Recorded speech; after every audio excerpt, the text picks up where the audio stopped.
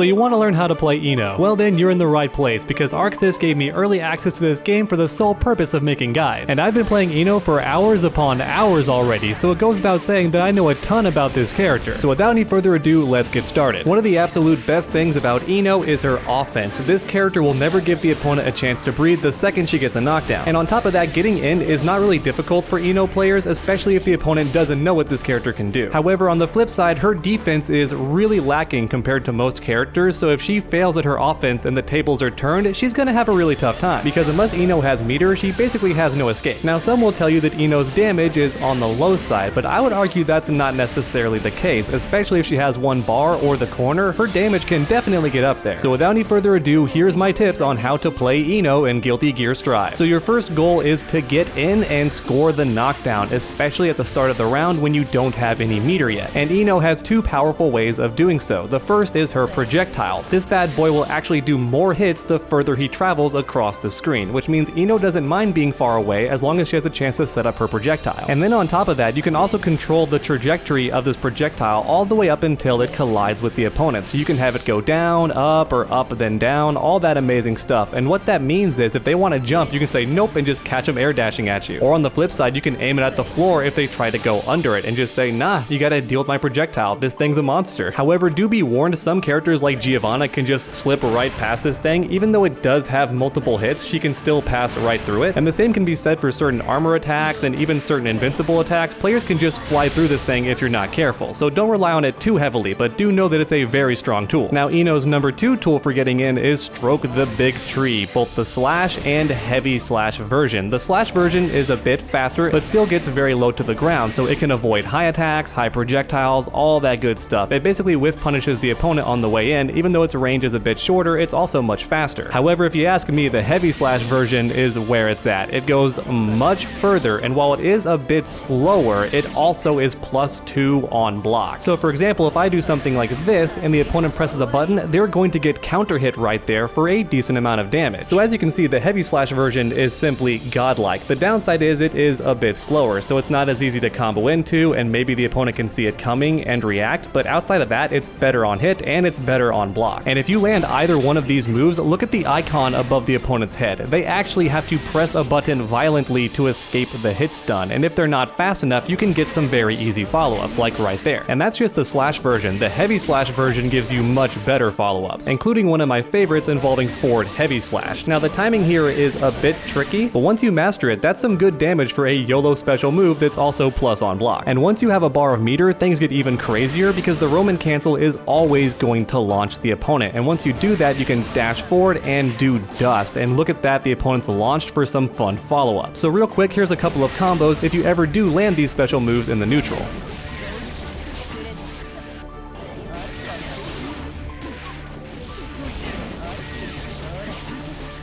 Okay, but now what do you do once you've gotten in? What's your goal as Ino? Well, you want to ask yourself one question: do I have meter or not? If the answer is no, then you want to go for the knockdown into another fireball so you can fly in and go for more mix-ups. Because that's the name of the game with this character. She can do like 4 or 5 overheads in a row, or she can go for an empty jump into a low or a throw, all that amazing stuff. As mentioned earlier, her offense is ridiculous. So your goal if you don't have meter is to get that knockdown and go for more fireball setups. So with that in mind, let's talk about a couple of easy mix-ups to get you started. So the first one is just to fly in and do a low instead. So just do a crouching kick. After that, you can do a dust into another setup, or if you just want damage instead, you can actually do her forward heavy slash, because that will always combo off of her crouching kick if you're close enough. Like I mentioned earlier, this character gets some decent damage off of her lows. But let's say your opponent's blocking low all the time. That does tend to be the case in 2D fighters, especially among new players. Well, have no fear, because Ino's forward dash is basically a jump. And as a result, she gets access to some pretty instant overheads, and then she can cancel that into more overheads, and then more overheads still. Look at that, a very easy triple overhead. And that sequence right there was just a kick in the air, and then you cancel that into dust, which as you can see hovers her a bit. And after that, I just did quarter circle forward and slash, which is one of her dive kicks. And you can actually keep it going even further, because if you press slash again, she'll jump out of that for another overhead setup. So yeah, this character has overheads for days. However, one more simple option is just heavy slash in the air. This bad boy has enough hit stun to get some short combos started, so that can make it a decent overhead. The issue issue is it's not really a mix-up because it's just the one overhead, but I wanted to mention it because it can be good for starting off combos against opponents who just never stand block. However, one of the dirtiest things about heavy slash is its long startup, because as a result you can intentionally whiff it and then go for a crouching kick right away, and it's pretty much an unreactable low mix-up. As you can see, it's some really nasty stuff, very difficult to block. So one of the best things about heavy slash is the fact that it has long startup, and this allows you to go for some really tricky lows. And then finally we have the third mix-up, which is just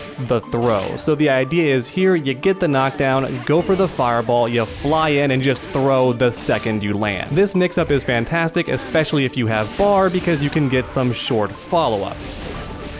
And once again the cycle starts all over again, and they have to keep blocking. And in the corner your combos can get even better, and you can break the wall, all that amazing stuff. And speaking of throws, do not forget about Ino's Unblockable command grab super. This attack does a stupid amount of damage, and since it is unblockable, the opponent's gonna get caught by it a lot because they're too busy worried about your lows and your overheads, all that annoying stuff, and then here comes the Unblockable. So here's a couple of tricky mix-ups to make that command super a bit easier to land. Now the issue is this super has pretty much no range whatsoever. You have to be right in the opponent's face, otherwise the grab is going to miss. And as a result, you want to do attacks that don't have very much pushback on block. So for example, jumping kick and jumping punch are perfect for this. They have very little pushback. And as a result, you can go for either option and then input your super the moment Ino touches the floor.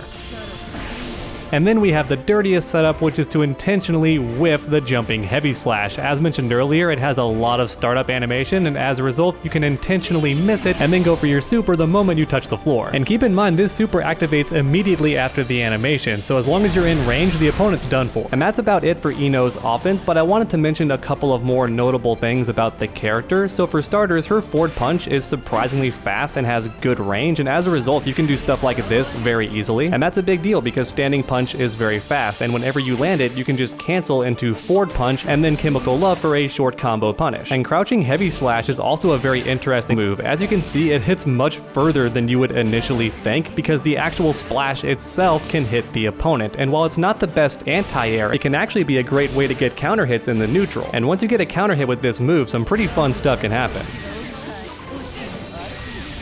My goodness, would you look at that damage. Like I said, Ino can make damage happen. It requires some certain setups, but man, that counter hit hurt a lot. And thankfully, crouching heavy slash recovers pretty quickly for a move of its kind, so it's not bad to just go for it in the neutral and see if you get it. If you do, whoop, and then get the combo started. And speaking of counter hits in the neutral, far standing slash can also be really good for that as well. It also combos into heavy stroke the big tree, which of course means more combos like mentioned earlier. And now finally it's time to talk about defense, and as mentioned earlier, poor Ino does not have any invincible options without meter, so if you don't have the bar, it's time to get really good at blocking. However, if the opponent's still not that close, then I do recommend chemical love because it can also be done in the air. So if the opponent loves to air dash all the time, you can just jump and then do instant chemical love, and that can catch them in a lot of situations. Or if they're just trying to run at you straight up, you can also go for chemical love in that situation as well. But do be warned, it is considered a high attack, which means a lot of moves can go right up underneath it and punish you for a full combo. So while it can be a good get away from me move, it does have a big amount of weaknesses. And keep in mind that Ino's projectile can also be a way to keep the opponent off of you, especially if they just did a long combo that knocked you far away. Don't be afraid to jump back and just do a projectile, or be on the ground and just throw a projectile. It's also a really good stay away from me tool. And make sure to never forget forward punch. This move is universal for all characters, and it's always a great anti-air because it's immune to most jumping attacks. So for example, check this out. I'm going to tell Keyskate to do a jumping heavy attack, and now I'm going to use forward punch, and check this out. Boom, it avoids it completely and I get a punish. I was kind of going for a counter hit. Let's see if I can get a counter hit. Boom, there we go. And once you land a counter hit, you can get some fun follow-ups. And once the opponent gets in, you have two options. The most obvious one is her super involving slash, so it's half circle back, forward, and then slash, but keep in mind only on the ground does it have invincibility. And then on top of that, if you guess wrong and the opponent blocks it, you could be in for a lot of trouble. So if you want a slightly safer option, do not forget about yellow Roman cancel. This is done by doing Roman cancel after blocking an attack. It does cost 1 bar of meter, but as you can see, it leaves the opponent at negative frames, which means you can take back your offense. Of course, this option is much easier on your fingers. All you have to do is block and then press the Roman cancel button, but do be warned, it does have its own share of weaknesses. If the opponent is ready for it, they can just block this, and now it's still their turn because it is not plus on block. Now, sadly, that's about all there there is to it for Ino's defense. As mentioned earlier, she does not have many options, and that's why you live and die by her offense. But the good news is her offense is very, very strong. Alright everyone, and that about wraps up how to play Ino in Guilty Gear Strive. Please post in the comments any recommendations you have for playing this character, and also request which character you want to see next. I really do love this series, and I want Guilty Gear to be the next big fighting game, so make sure to leave a like and share this video around to help grow the community. Not only are you helping out my channel, but you're also helping out the game. And finally, make sure to subscribe if you haven't already, because I plan on making a lot more guides. So make sure to come back next time, and as always, stay underdogs.